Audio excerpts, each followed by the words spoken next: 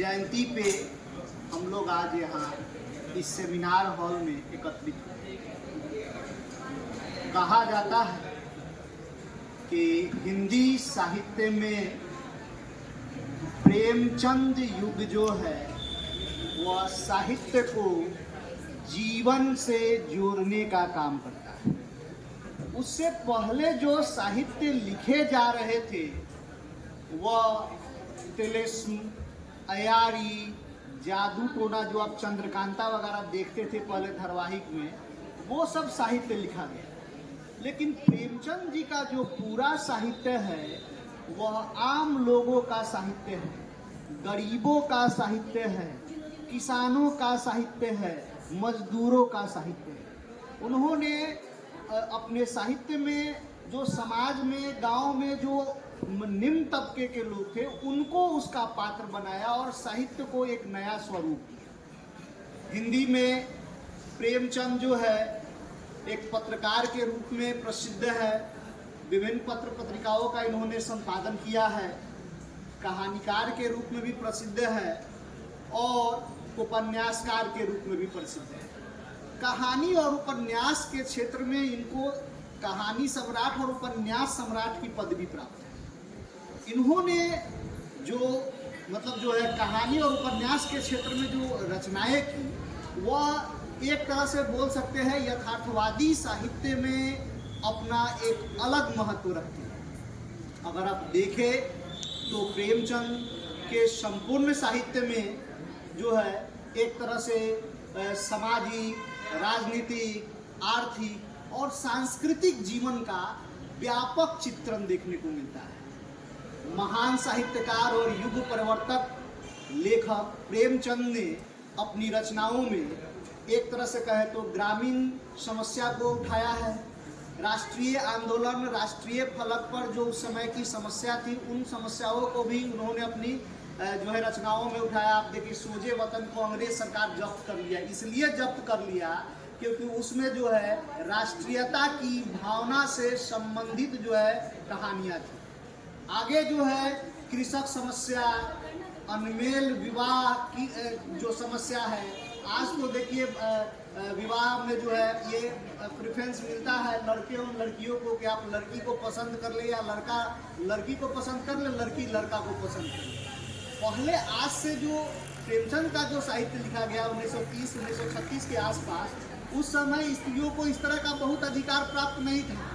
परिवार में जो लोग भी जो लड़का ढूंढ देते थे या लड़की ढूंढ देते थे उनसे विवाह कर लिया जाता था या कर लेती थी लड़की। तो जरा समझिए कि उस समय की जो समस्याएं थी, उस समय का जो सामाजिक परिदृश्य था, उसमें अनमेल विवाह, लड़की अगर 18 साल की है तो लड़का 40 साल का, इस तरह की जो समस्याएं थी उसको यहाँ पर उठाया गया। साथ ही एक तरह से कहेंगे भारतीय संस्कृति, शोषण, विधवा विवाह, दहेज प्रथा, सामाजिक समस्या, इन समस्याओं को प्रेमचंद ने अपने जो कहानी और उपन्यासों में उठाया है।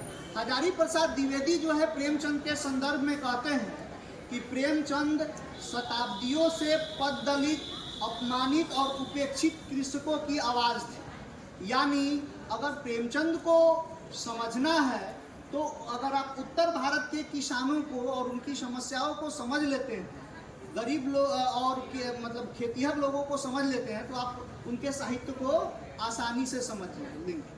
कहा यह भी जाता है कि प्रेमचंद का जो साहित्य है वह सिर्फ मनोरंजन तक सीमित नहीं रह गया है, वह मसाल लेकर आगे चलता है और मसाल लेकर आगे चलते हुए लोगों को राह दिखाता है। ऐसा नहीं है, उन्होंने कहा कि साहित्य का उद्देश्य जीवन की गंभीर व्याख्या होनी चाहिए। ऐसा नहीं है कि साहित्य में केवल मनोरंजन होना चाहिए। अगर मान ले मनोरंजन तो आपको भाट और मदारियों द्वारा भी कराया जाता है। आप फिल्म भाट और मदारियों का खेल देखकर भी मनोरंजन होता है। उनका मानना था कि साहित्य में लोगों की समस्या, उनकी संवेदना का चित्रण होना जरूरी है और वे आमजन को साहित्य के केंद्र में लाने का प्रयत्न अपने साहित्य के माध्यम से करते हैं। प्रेमचंद जो है एक तरह से देखें तो गांधी के बाद सबसे महत्वपूर्ण जो है विचारक साहित्यकार के रूप में जो है उभर कर सामने आते हैं। अगर इनके उपन्यासों पर विचार करें तो गोदान को देखें। गोदान नाम से ही धार्मिक आडंबर पर जो है कुठाराघात, गोदान यानी गौदान। देखिएगा कि उसमें होरी जो पात्र है आजीवन इस प्रयास में रहता है कि वह खेती बाड़ी करके, किसानी करके एक गाय खरीदे। जैसे आज हम लोगों के घर पर अगर एक ब्लोरो या एक बड़ी गाड़ी लग जाती है तो हम लोग समझते हैं कि हम लोग धनवान हैं। उस समय अगर घर के बाहर अगर 2 गाय और 1 आध भैंस हो जाए तो लोग समझते थे कि ये धनवान है। जिसके घर में ज़्यादा जो है पशु होता था वो ज़्यादा धनवान माना जाता था। तो प्रेमचंद ने इस गोदान जो उपन्यास है उसमें यह दिखाने का प्रयत्न किया है कि होरी आजीवन संघर्ष करता है कि वह क्या करे, एक गाय खरीदे, और वह एक उधार गाय खरीद भी लेता है अपने मित्र से, लेकिन उसका पटीदार ही उसको जो है जहर देकर मार देता है। और जो मतलब जो है जो होरी जो है उस पैसे को चुकाने में किसान से मजदूर हो जाता है और उसकी स्थिति दिन पर दिन दयनीय हो जाती है और अंततः वह मर जाता है। जब वह मर जाता है तो होरी की पत्नी धनिया जो है 1.25 रुपया लेकर आती है और पंडित जी को देती है और कहती है कि लीजिए पंडित जी, यही 1.25 रुपया, यही इनका गोदान है। यानी कितनी विडंबना की बात है कि एक व्यक्ति जो आजीवन इसलिए संघर्ष कर रहा था कि वो एक गाय खरीदकर और अपने घर के बाहर बांधे और लोगों को दिखाए कि हमारा भी व्यक्तित्व बड़ा हो गया, हमारा सामाजिक स्तर बड़ा है, और उसी के मरने के बाद पंडित जी मात्र 1.25 रुपया में गोदान करा देते थे। यानी उस समय के मतलब सामाजिक व्यवस्था, धार्मिक व्यवस्था पर भी प्रेमचंद जो है यहाँ पर कुठाराघात करते हैं। देखिए गोदान कृषक जीवन की त्रासदी का उपन्यास है और उसमें कृषक जीवन का व्यापक स्तर से चित्रण किया गया है। साथ ही अगर आप देखें कि जो मतलब उस समय की जो परिस्थिति थी, पहले लोग जो खेती करते थे वो महाजन से कर्ज लेकर करते थे। आज भले बैंक से केसीसी लोग करा के कर्ज ले लेते हैं, हालांकि कमो स्थिति वही है। पहले जो महाजन का स्थान था वो आज बैंक का स्थान हो गया है। यानी परिस्थितियाँ जो बदली है वो बदली नहीं है, किसानों के लिए कमोवेश वैसी ही स्थितियाँ बनी रह गई।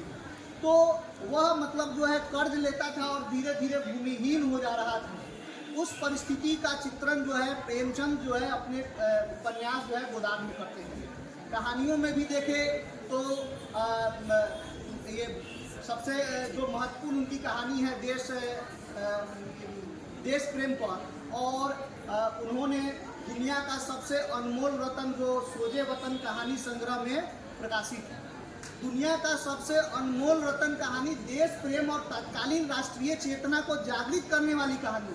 अगर देखें कहानी की पृष्ठभूमि में दिलफरेब और दिलफिराग 2 पात्र हैं।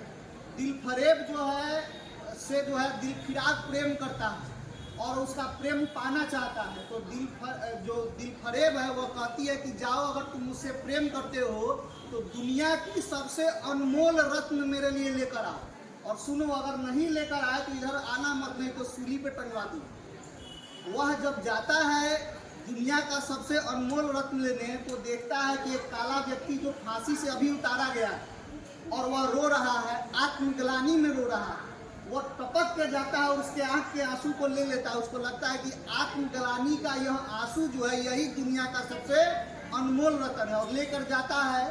तो दिलफरेब जो है वह कहती है कि यह दुनिया का अनमोल रत्न नहीं है, जाओ फिर से ढूंढ लाओ। फिर वह जाता है तो एक जगह जो है एक महिला जो है अपने पति को जो है अपने गोद में बैठाए हुए और सती होने के लिए जो है वह बैठी हुई है, और तुरंत जो है आग पकड़ती है और वह मतलब जो है जलकर राख हो जाती है।